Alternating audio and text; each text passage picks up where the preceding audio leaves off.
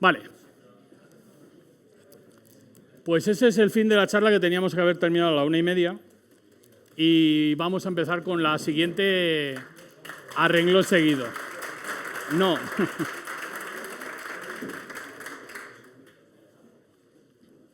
Venga, esta charla, que no sé cómo la han titulado en el programa, pero yo la quería haber titulado, yo la he titulado Cómo dialogar eficazmente y de un modo seguro con los documentos, ¿vale? Y aquí hablamos de Copilot y otras herramientas. Ojo, no solo de Copilot, ¿vale? Esto, no soy representante de Microsoft, ni soy preventa de Microsoft, ni nada por el estilo, pero Copilot, Microsoft lo que ha hecho muy hábilmente, como hace con sus herramientas de oficina habitualmente, es meternos herramientas colaterales al alcance para que podamos, de alguna manera, empezar a utilizarlas. Vale.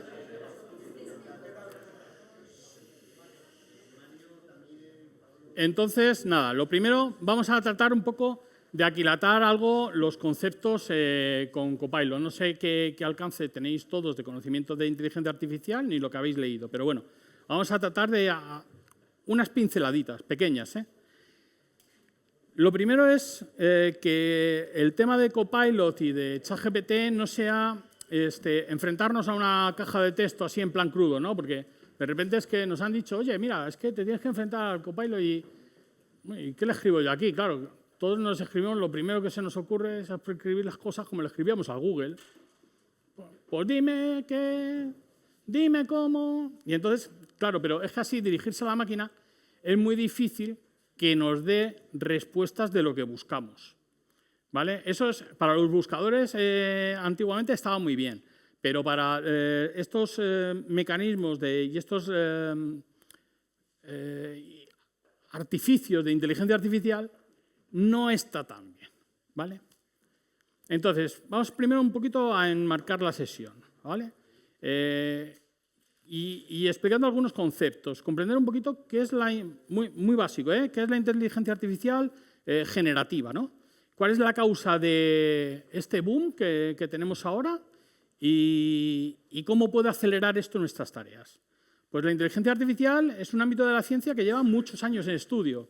Existen papers y documentos técnicos desde el siglo XX, pero estamos hablando desde el 1960, 70, hay papers hablando ya de ello, ¿vale? Existen algoritmos desde el 1992, pero algoritmos que los que se están empezando es a utilizar hoy. Estos algoritmos no son de ahora, muchos vienen del 92, ¿vale? Entonces, ¿por qué ahora, no? ¿Cuál ha sido la causa de que esto se haya convertido en 2 años en un verdadero boom, pero científico, económico, laboral, y nos está diciendo que nos va a revolucionar todos los ámbitos de la vida, nos va a cambiar la manera de trabajar, y es cierto, poco a poco nos lo va haciendo, aunque no nos lo creamos, ¿vale? Pues confluyen, para mí, 3 cosas fundamentales. Lo primero, esos algoritmos desarrollados que ya teníamos. Esos ya estaban, y se han hecho nuevos, o sea, y se están haciendo todos los días nuevos. Pero lo segundo, y más importante, es una disponibilidad masiva de datos. Ya los datos se disponen en modo masivo. Todo eso que nos decían, recordarlo, hace 3, 4 años, no, cuando algo es gratis lo estás pagando con tus datos, cuando algo es gratis lo estamos pagando ahora. Esos datos nos han venido aquí. Esta parte de la inteligencia artificial se nutre de muchos de esos datos que nosotros hemos expuesto a lo largo de los años, ¿vale? Y lo tercero, la capacidad de cómputo. La capacidad de cómputo se ha disparado. La aparición de las GPUs en modo masivo y de los aceleradores hardware son lo que han logrado que esos algoritmos de ese año 92, ahora los hay más nuevos, ¿vale? Pero de los del año 92 se han podido empezar a ejecutar ahora porque hay capacidad de cómputo. Y esa capacidad de cómputo se está alimentando con un crecimiento gigantesco de CPDs nuevos, de incorporaciones. Todos habéis oído hablar de Nvidia, el que siga la bolsa lo verá en la bolsa, económicamente se disparan, todo lo que tenga que ver con la inteligencia artificial. Y es lo que ha propiciado todo este boom de nuevos recursos que van apareciendo, ¿vale? No todos los modelos de IA generativa operan del mismo modo, ¿de acuerdo? Operan hay modelos que operan con vídeo, modelos que operan con imagen, modelos que operan con texto. No me refiero a ese modo de operar. Me refiero a que hay modelos que operan en modo cloud, en modo nube, ChatGPT. Tú le envías algo al ChatGPT y el ChatGPT allí con sus máquinas, con su artificio, te lo opera. Hay operaciones que los informáticos denominamos on-premise, ¿no? Es lo que nos enseñaba Alejandro antes. El ministerio, y allí veo a Alejandro, tiene unas máquinas que tienen GPU en donde están puestos los modelos. Nosotros metemos los documentos en nuestras máquinas, nos salen los documentos de allí y allí se operan las máquinas. Y luego están estos modos híbridos que están naciendo como Copilot y que nos aportan gran potencia también, ¿vale? Y hablo de híbridos porque en realidad cuando tú usas, por ejemplo, Copilot, estás enviando a un tenant de Microsoft, ¿vale? A un repositorio privado tuyo y que Microsoft, cuando tú pagas, te dice que es privado tuyo, que si no lo pagas no es privado tuyo, ¿vale? Vamos a distinguir el híbrido, ¿no? Sería el, no, yo lo meto, pero no estoy pagando y yo lo utilizo. Y ahí tú, cuando te vayas a leer las cláusulas contractuales que hay por debajo y que te vienen allí de, oiga usted, ¿cómo va a utilizar esto? Y dice, no, pero es que mire, es que si usted no paga, es que yo voy a hacer el uso de los datos como a mí me venga bien, ¿vale? Ahora, cuando tú lo pagas, lo que tú te estás asegurando es que tus datos no van a salir de ese tenant. Vale que está en Microsoft, vale que está en un CP del que sea, pero ya hay una relación contractual que te asegura que eso va a pertenecerte a ti y a tu organización, lo más importante, ¿vale? Y te da esta facilidad de potencia de que una gran operadora de datos y que tiene muchísima capacidad de cómputo te pueda procesar todos esos documentos y que no tengas que hacerlo tú, ¿de acuerdo? Entonces, cuando hablo de esos tres modos, hablo en ese híbrido, ¿no?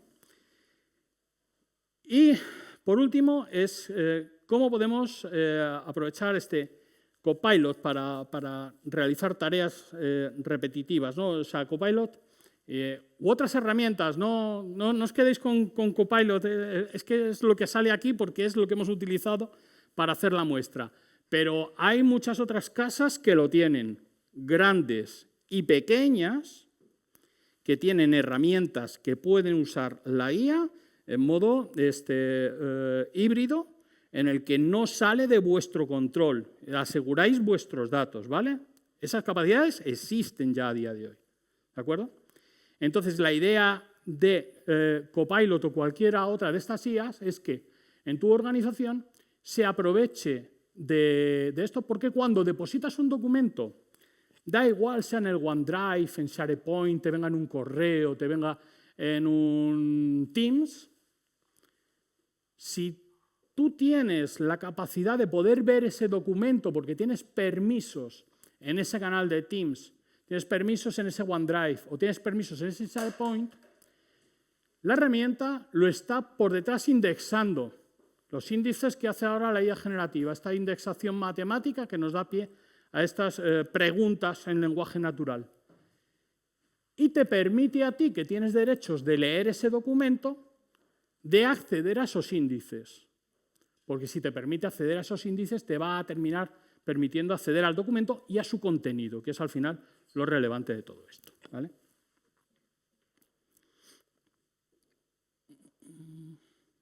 Disculpad, pero es que me apaño, como no es mi ordenador, me apaño poco. Vale, objetivos y fundamentos. Vale, vamos a ver qué es lo que vamos a perseguir cuando hagamos este uso de la IA generativa. Primero debemos de tratar de redactar prompts estructurados. Necesitamos que para la máquina nos entienda, establezcamos una estructura en su realización para que ella interprete ese vocabulario y nos interprete lo que nosotros queremos preguntarle, ¿vale? Ese vocabulario tiene que ser preciso, ¿vale?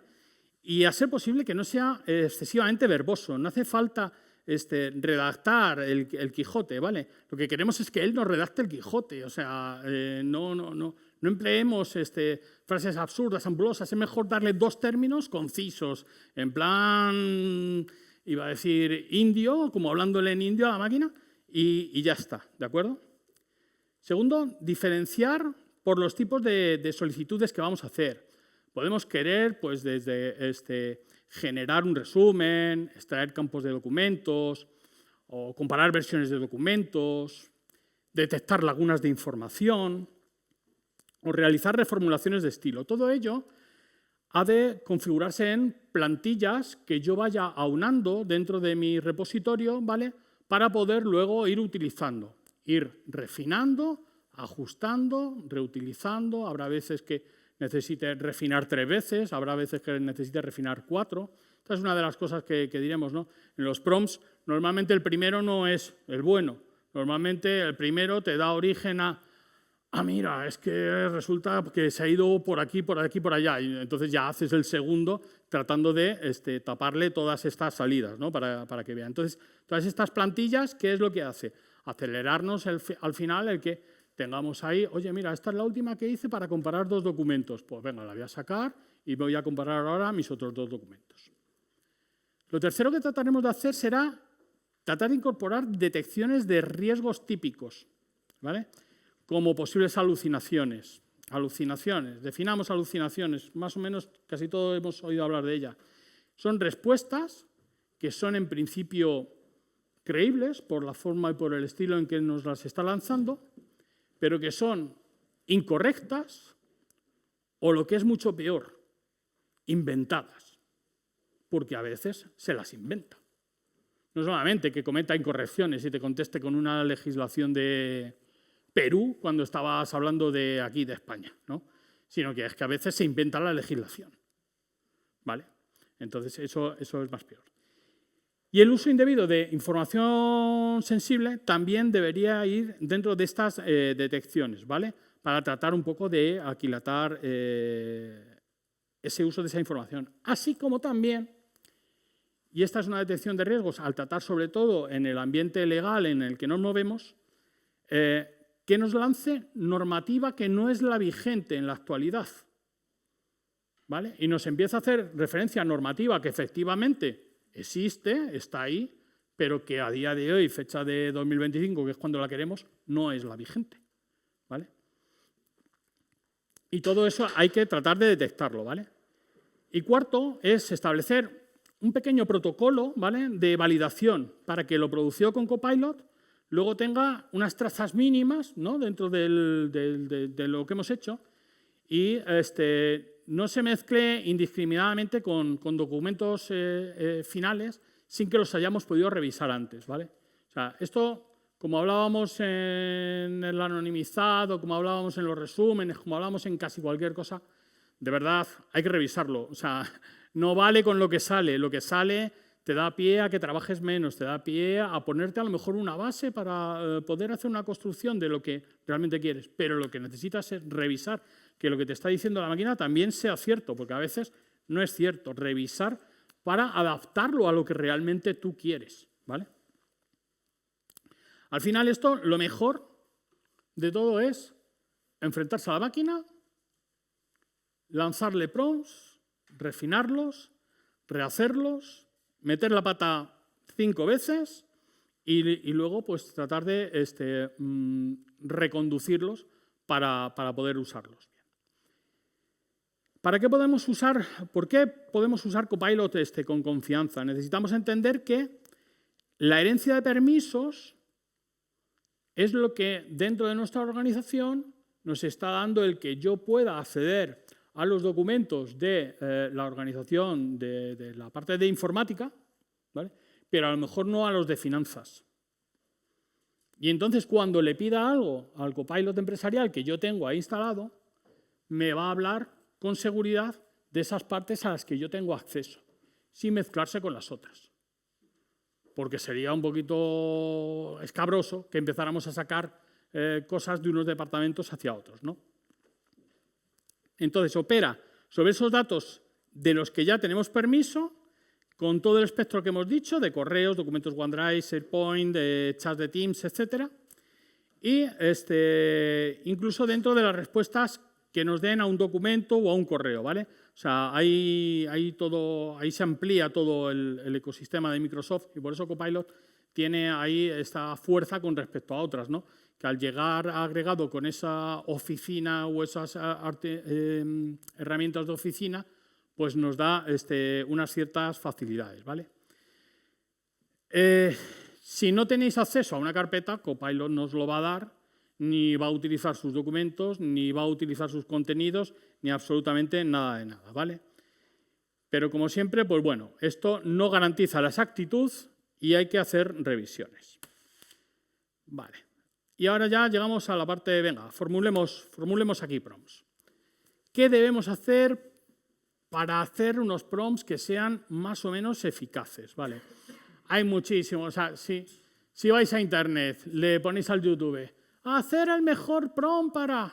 Os salen 8.000 youtubers, 8 millones de youtubers, diciendo cómo tenéis que hacer el prompt, cómo... A ver, esto es un medio o una guía, como puede ser, como hay muchas otras, ¿vale? Pero sí que el darle un rol a la máquina, es decir, definir quiénes somos, en qué posición queremos jugar y cómo queremos ver el partido.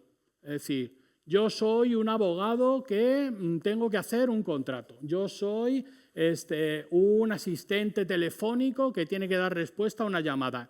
Definir ese rol, esa persona, qué es lo que va a hacer, ¿vale? Para que la máquina entienda en qué posición se ha de poner. Definirle un objetivo. ¿Qué es lo que quiero hacer?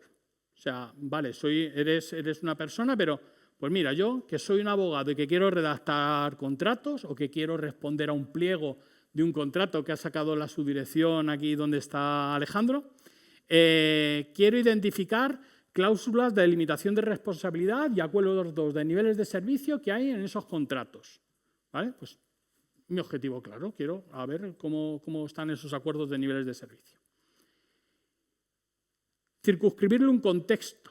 Ahora ahí empieza a venir lo gracioso, ¿no? Circunscribir en qué ámbito nos hemos de mover. Pues mira, quiero que analices documentos de tipo contrato. Si le estoy diciendo que analice documentos de tipo contrato, él tiene que saber dentro del repositorio cuáles son los documentos de tipo contrato. Para eso deberíamos de tener una gestión documental eficaz en nuestra organización que hubiera etiquetado esos documentos como tipo contrato, o tipo factura, o tipo... Vale, para eso la gestión documental que deberíamos de tener heredada desde hace mucho tiempo nos podría valer muy bien, ¿vale? Pero bueno, yo he encontrado alguna manera que el contexto se lo puedes dar de otro modo y decirle, mira, quiero que emplees mi carpeta privada que se llama no sé quién, y va y lo hace. Es decir, si yo creo una carpeta, que ahora lo veremos cuando la tenemos una carpeta privada y en esa carpeta le meto los documentos que sea, no ya acude a los documentos de la organización, acude a los de esa carpeta y revisa y te mira los de esa carpeta. Y eso ya empieza a tener bastante más potencia, ¿vale? ¿Qué formato? El formato a veces nos cuesta, ¿vale? El decirle, es que tengo que decirle que me dé un formato tabla, que me dé unas columnas de este tipo, o que me ponga bullets, o que me ponga... Pues es bastante relevante. Ahora cuando veamos algunos ejemplos, cuando te arroja salidas en formato tabla, antes lo veíamos cuando le pedíamos a ChatGPT que nos dijera cuánto iba a tardar en anonimizar documentos. ¿Qué pasa? Que nos habíamos dispuesto a la información de tal manera que rápidamente hemos encontrado, oye, pues mira, está aquí, ¿no? Si te la suelta en formato texto continuo, ya te obliga a leerlo todo, es decir, que te lance una salida estructurada te va a facilitar siempre la lectura de la información, con lo cual pedirle un formato, aunque luego le puedas pedir que te lo redacte en modo libre, es muy interesante, ¿vale? Luego hablamos de criterios, es decir, restricciones que le podemos poner. Y ya empezamos a ponerle lo de, no te inventes la normativa. Si falta información, dile, oye, información insuficiente. O limita la salida a 10 filas. No te tires 10 veranos haciéndome todo el arco de ejemplos que puedas obtener desde dentro del contexto, ¿no? Y luego la parte de ejemplos. Si ya lo que podemos es darle un ejemplo de, mira, lo quiero así, mucho más mejor. Él ya no solamente va a tener en cuenta tu rol, tu objetivo, tu formato, tu tal, sino que te va a tener en cuenta ese ejemplo que le estás dando, que le estás entregando, ¿vale? Vale. Hay muchas otras clases de prompts que podemos reutilizar, ¿vale? Está el típico del patrón SCQA, que es describirle una situación, una complicación que se tiene, donde hay que explicar el desafío, cuestión, que es la Q del question, que es la pregunta, y la acción es la acción que se espera. Pero hay muchos otros, ¿no? Estaciones estructuradas, comparación de versiones, reformulaciones del tono. Oye, escríbeme esto en un tono más técnico, en un tono más jurídico, en un tono más formal, en un tono más jovial. No sé, le voy a escribir un correo a mi director y entonces no le digo, tómale el pelo. O sea, tendré que decir, oye, escríbelo en un tono formal, no te salgas, no. Yo siempre soy de hacer chascarrillos. Luego los hay para hacer auditorías de definiciones, ¿vale? O para detección de lagunas. Ahora veremos uno de detección de lagunas en el ámbito jurídico. O los blind review factual estos, ¿no? O sea, son diferentes modos de prompts de los que deberíamos de tener en nuestro repositorio, ¿vale? Ahí dentro del repositorio, aparte de organizarlos con esa estructura del ROC FCE de definirlos, podemos estructurar todos estos. Vale, pues venga, pasamos a los casos prácticos. Casos prácticos, ¿qué he hecho yo aquí? Este es mi copilot empresarial, que está en mi organización. Pero dentro de mis archivos, ¿vale?, me he creado un banco de datos de ejemplos. Y este banco de datos de ejemplos, aparte de que todos los documentos sean privados, ya me he encargado de que la carpeta sea privada. ¿Eso qué quiere decir? Que en mi organización, el que tiene acceso al banco de datos de ejemplos soy yo. Ya está. No tiene acceso a nadie más. Es lo que tenéis. ¿Qué es lo que ocurre? Que todos estos documentos, como veis ahí, estaban recién subidos, ¿vale? Tienen ahí la lucecita esta azul. Ya los estaba indexando. Cuando los he ubicado en la carpeta, no solamente es la indexación típica documental de la que hablábamos siempre, es ahora la indexación tokenizada. Esa indexación que la inteligencia artificial necesita para luego procesar, ¿vale? Y entonces eso se va a guardar en unos índices que están a mi alcance. No están al alcance de Alejandro. Están al mío, ¿vale? Entonces, a la hora de recuperar esos documentos, me los recuperará a mí. ¿Y qué hemos subido? Hemos subido 7 sentencias del Tribunal Supremo, que están extraídas del CENDOG, público, nada que objetar. La Constitución española, ¿vale? Una crónica jurisprudencial del año pasado de la Sala Civil del Supremo. Un resumen de jurisprudencia civil hecho por una colega jurista que ha intervenido aquí un poquito en asesorarme en los términos legales, porque yo aquí ya empezaré el camino del patinazo. Y luego la Ley de Protección de Datos del Derecho al Honor y esta que es otra sentencia que se ha desubicado, ¿vale? Es decir, en nuestro banco de datos ejemplo tenemos básicamente 7 sentencias del Supremo que hablan del derecho al honor en diferentes juicios, diferentes procesos. La Constitución, la Ley del Derecho al Honor, una jurisprudencia del año pasado y unos extractos puestos de un trabajo particular. Vale. Pues ahora empezamos con el copilot. Le decimos, mira, lo primero que vamos a hacer es crear un mapa estructural de criterios jurisprudenciales. Y entonces le empezamos a escribir el rol. Que no se vaya. Ha sido tocarle ya. Actúa como analista jurídico especializado, rol, ¿vale? Vamos a ponerle en el contexto que le queremos. Especializado además en derecho al honor y libertad de información. Ya te decimos que eres un abogado que está especializado en eso, ¿vale? Y decimos, objetivo, extraer y organizar los criterios aplicados por el Tribunal Supremo en los fragmentos de sentencia que pego. Eso ya. Pero ahora es que el contexto no se lo he dado todavía, se lo doy ahora. Contexto. dentro de los documentos que puedes encontrar en mi carpeta privada, banco de datos, ejemplo. Entonces ya la máquina ha dicho, hostia, el que pego que me ha dicho antes es la carpeta esta donde los tengo que buscar, ¿vale? Donde están las sentencias, será relato, pero podría no haberse relatado, ¿de acuerdo? Relativos al honor, tal, formato. Quiero que me saques una tabla en la que diga sentencia, el año, elementos fácticos clave, criterios para ponderar, resultado de esa ponderación, que eso ya es un elemento más valorativo suyo, y factor decisivo. Constraints, que le pongo, o criterios que le estoy poniendo. No inventes criterios. Si un dato no figura, ponle no consta. Y añade al final de la sección aspectos a verificar en el texto original. Y en el texto es donde vendría el ejemplo. Aquí no le he pegado absolutamente nada, le he dejado ahí pega extractos de fundamentos jurídicos y hechos, ¿vale? Esta es la primera respuesta que arroja para decirme espera un poquito, ¿vale? Y este es el resultado. Vale. Pues ahora me ha sacado la tabla, ¿vale? ¿Veis cómo la lectura ahora en formato tabla? ¿Veis que me va a facilitar mucho la lectura de la información? Primero porque puedo identificar rápidamente, pues mira, me interesaba esta sentencia. O me interesaba, pues, elementos fácticos clave. Mira, esto va de una emisión televisiva sobre hechos del pasado con condena. Y estas publicaciones en web que califican a psiquiatras como criminales, terroristas. Es decir, todo va estructurándolo con este mapa de criterios de jurisprudencia que queríamos sacar, ¿vale? ¿Para qué luego lo vamos a utilizar? Pues ella lo está utilizando, estos mapas de criterios, digo ella porque es una chica, lo está utilizando para un estudio que está haciendo del derecho al honor y la intimidad, ¿vale? Bien. ¿Y esto nos lo hace en qué? En 20 segundos. Si nos tenemos que currar nosotros esa tabla, leyéndonos esas 7 sentencias y haciendo esa estructuración, nos hemos tirado la mañana. Bueno, en la mañana a lo mejor no has terminado. ¿Vale? Pues son 7 sentencias de las contundentes algunas. ¿Vale? Otro caso práctico.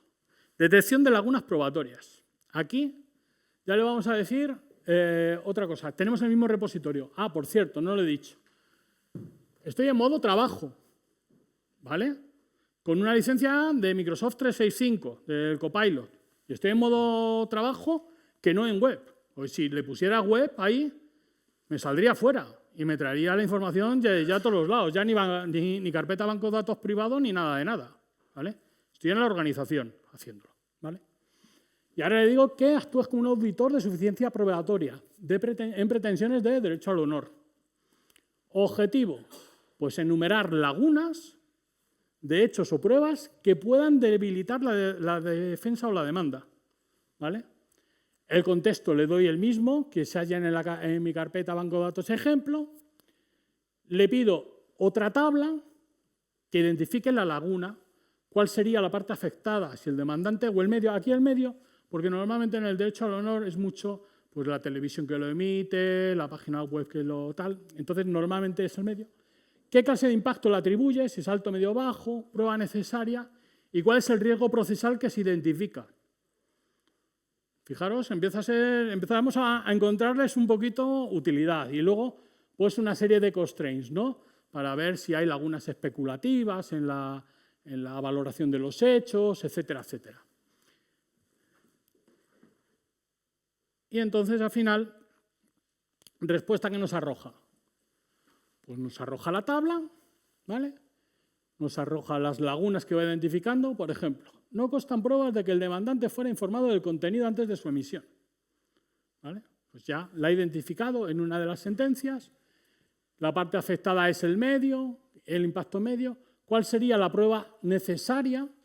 Pues un registro de comunicaciones previas al afectado. ¿Vale? Como veis, esta era la laguna, esta era la prueba. Y requeriría confirmación. Puede afectar la valoración de la diligencia. ¿Vale? Pues bueno, esto ya son cosas que los que entendáis un poco de aspectos jurídicos las podréis valorar mejor que yo. ¿Vale? Y en cualquier caso, lo que le pedí al final era que me diera un orden de cuál sería la prioridad de subsanación de esta serie de lagunas afectadas. Y él valora de mayor a menor ¿qué deberías de priorizar? Pues primero, que contrastes previamente con el afectado, que sea veraz a la hora de la emisión, que se individualicen los hechos para que sea a un demandante. La prueba del impacto reputacional. Bueno, pues toda esa serie.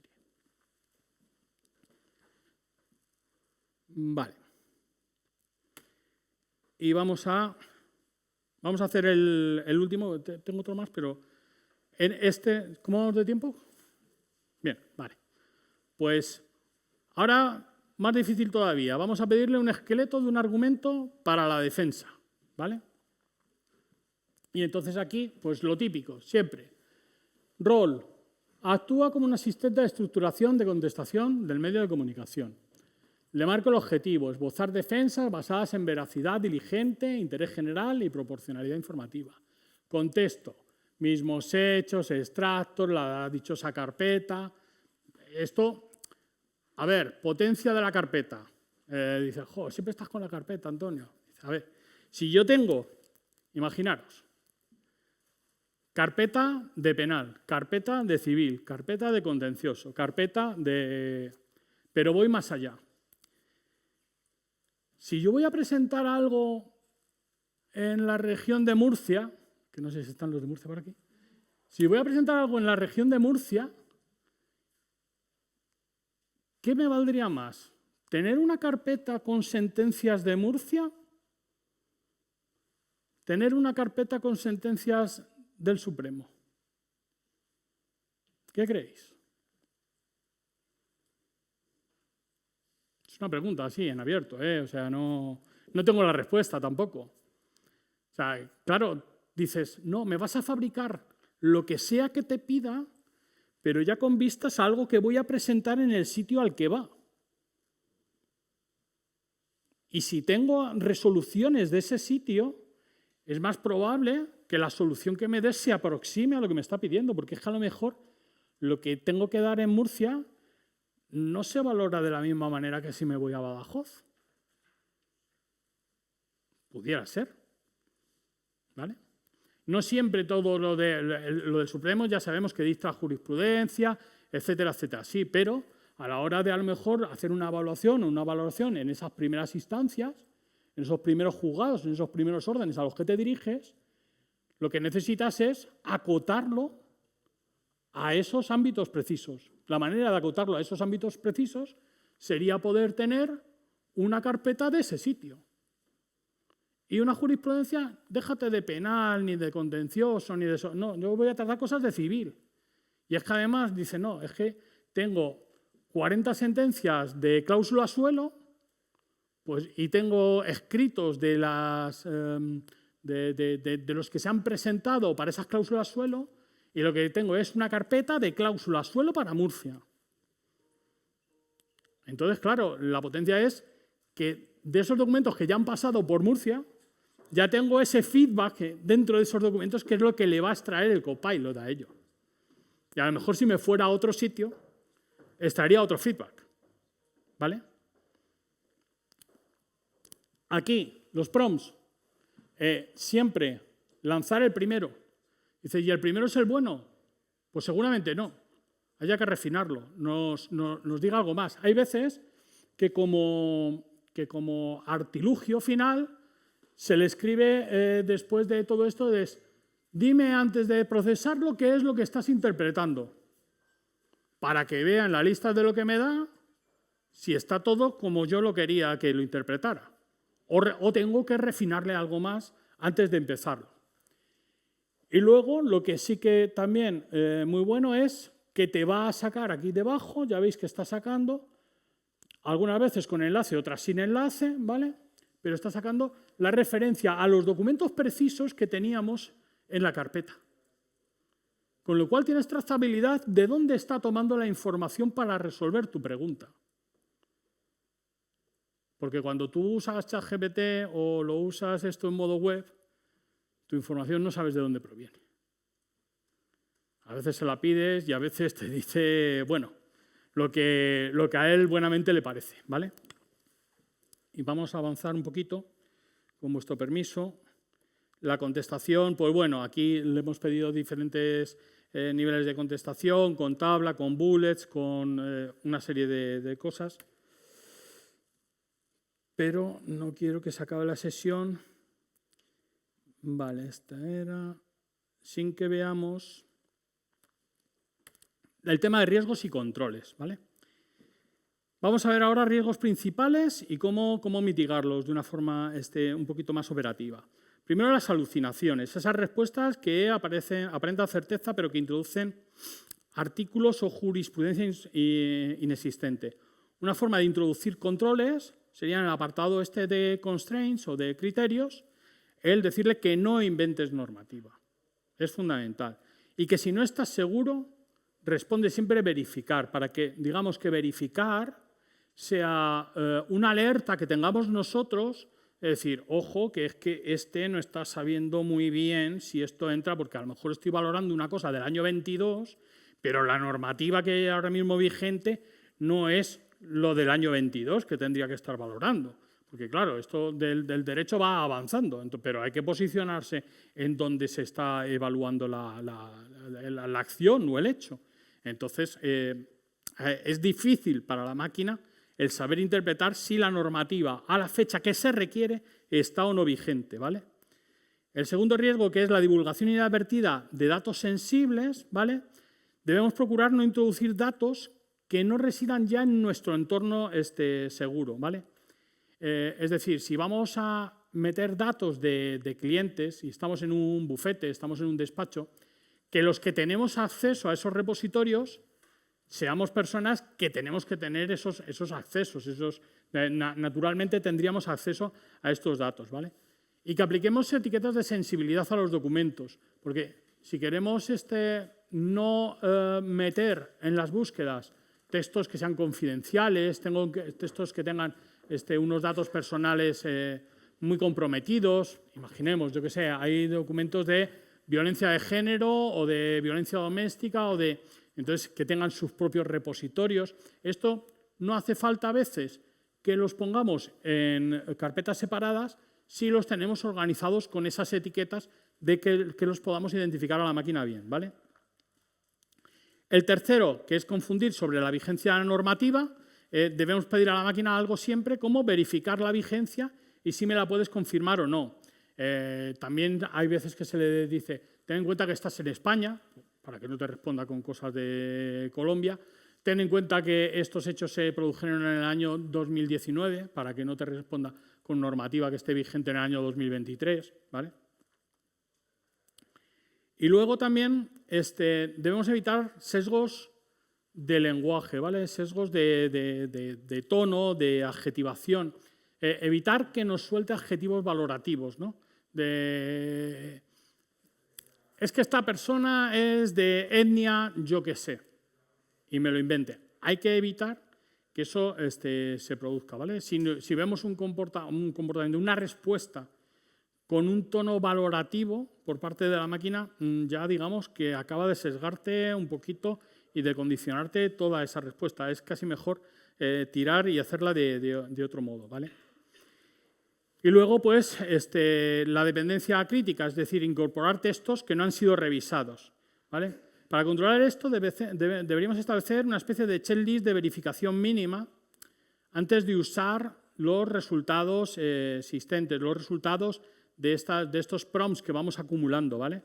De alguna manera se debería comprobar que el objetivo definido es el que se le dijo, que el formato establecido lo ha cumplido, la ausencia de estas invenciones o alucinaciones que se pueden detectar, una revisión de la sensibilidad y la vigencia de la que hemos marcado. Si una de estas 5 casillas, de estos 5 aspectos falla, no deberíamos integrar esa salida en nuestras respuestas, en nuestros documentos, ¿vale?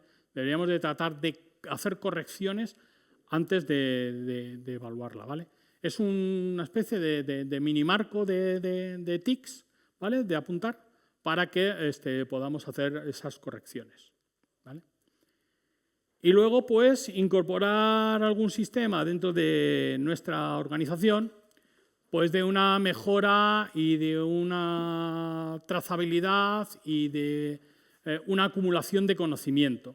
O sea, al final, que nuestra organización se beneficie del uso de herramientas como Copilot o análogas va a estar en cómo compartimos la información entre todos, cómo la ponemos en contexto entre todos. Pues podemos desde crear un canal de Teams que diga PROMPT jurídicos, donde estamos inmersos todos los que estamos haciendo prompts para esto, o, por ejemplo, la recomendación que ya he dicho de poner etiquetas en los documentos o los versionados del prompt o ponerles estados a estos prompts. Este prompt es el primero que hago, es un borrador, está en revisión, ya está utilizado y me ha salido bien. Es decir, todo lo que podamos detallar y documentar alrededor de estos prompts es muy interesante para que el resto de compañeros, cuando van a retomarlos, tengan ya una información que puedan alimentarse de ella, ¿vale?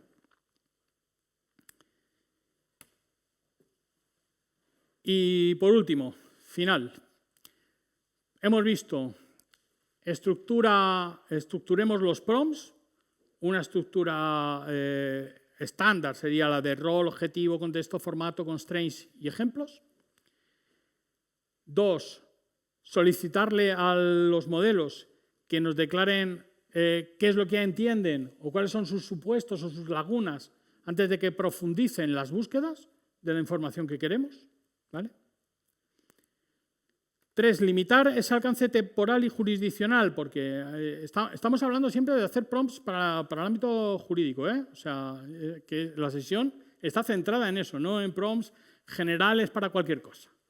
Entonces, limitar el alcance temporal y el jurisdiccional. Es decir, estás en España, incluso podrías decir, estoy en la comunidad autónoma de Murcia. Y dices, la vigencia estimada es del año 2023, ¿vale? Para que, digamos, la máquina ya tenga esos condicionantes a la hora de hacer esas evaluaciones. Pedir salidas estructuradas, aunque las metamos dentro de otras salidas, pidamos varias las salidas, pedir esas salidas estructuradas que nos van a facilitar esa identificación de la información, esa identificación rápida de esa información, ¿vale? Aplicar ese checklist de validación que acabamos de hablar antes de integrar el contenido.